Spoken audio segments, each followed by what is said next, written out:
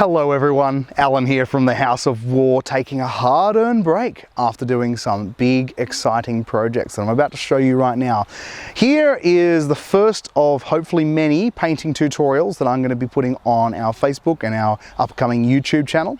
It's a guide on how I paint just general Caucasian skin. So if you've got any questions, just post them on Facebook or on our YouTube channel, and hope you enjoy it. Be kind, it is my first attempt at this, so still a few little things I need to work out.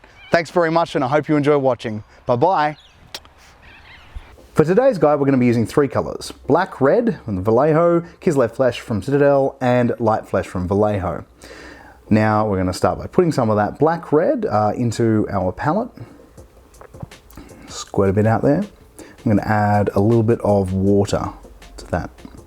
Now we're going to get some Kislev Flesh, and we're going to stir that around with a bit more water into that mix. I'm going to add a bit more Kislev Flesh and a bit more water. A bit more water there, a bit more Kislev Flesh, stir it around nicely so we get this kind of nice thing. You could probably use Bugman's Glow instead of this, but anyway, we're going to get a little bit on our brush now, giving it a wash out, wipe off any excess, and we're going to do two thin coats over the face of this model here, of the new Nighthaunt models. Isn't he pretty? Haven't quite finished him yet. We're going to do the skin first. Now we're going to get some of that mix out of our palette and put it into the next bit there. We're going to add a bit more Kislev Flesh to that mix.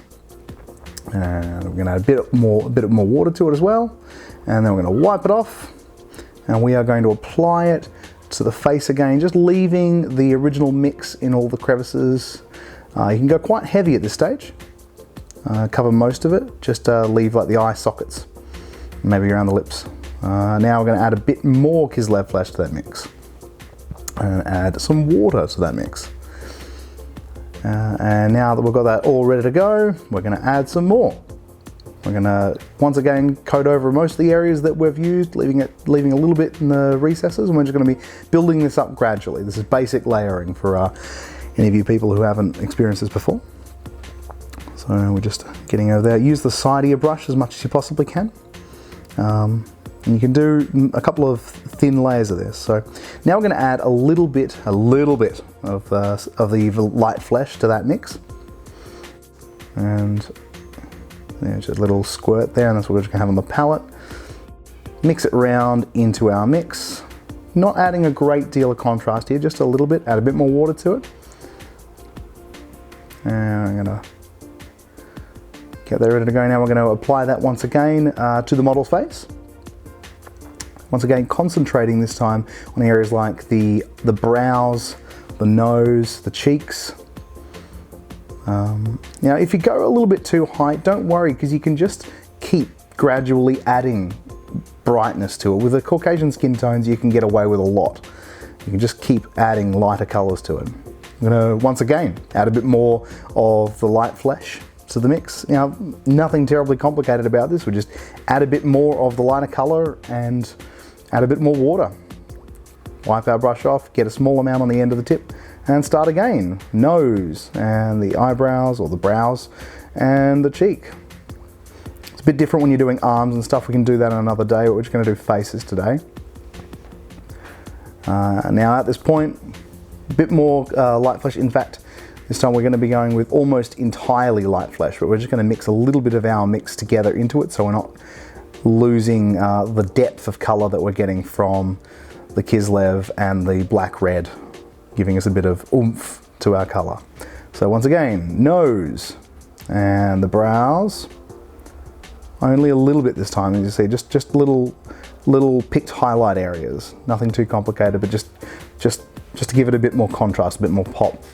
And now we're going to add a bit of strong tone. You can also use Agrax Earthshade in a pinch to this. Add a bit of water to our strong tone. We don't want to be using too much of it. I'm going to wipe our brush off and get just a tiny little bit of it into our brush. I'm going to paint it into the eye sockets to give them a bit more contrast. Okay, and that will transition it nicely, but we're actually going to use a bit of black. You can use any black you like. I'm using Army Painter Matte Black. I'm going to add a bit of water to that. We're going to make it super thin wash out of it. In fact, in this particular instance, I went a bit too heavy on the white, so black, so I've added a bit more water to it. and I'm wiping off as much of that as I can on my hand. And even at this point, I've went too far in the eye socket there, so I'm going to go back with a brush with water in it, and I'm actually going to mop up a bit of that. So you can get a wet brush and you can just use that to sort of wick up the excess water. And you can see now I've got a really good strong contrast in that eye socket. I'm actually going to go for the hat trick here. I'm also going to show you very quickly how to paint a basic eye with a bit of White Scar. You can use any white. I just like Citadel White Scar. I find it very easy to use. Thin it out, wipe it off nicely. Make sure you don't have much on your brush at all. See, I'm just using my hand. I use my hand a lot. And we're just going to paint a bit of white into that socket. Now, this is always a bit tricky. Unfortunately, there's no easy way to do this. It's just trial and error. It's very hard to do this while you're recording, so I did my best. And now we're just going to put a little dot in the eye to give him a bit of a pupil. You want a nice little line, leaving a bit of white at the very top of the eye. And that should be our finished product. We'll do the rest of the model another day. Thank you all for watching. Well, I hope you all enjoyed that video as much as I enjoyed making it. I'm going to be doing a few more of these tutorial videos. Hopefully I'll be making a series of them. They do take a bit of time and effort to get them done. So please give me your forgiveness if they're not done quickly.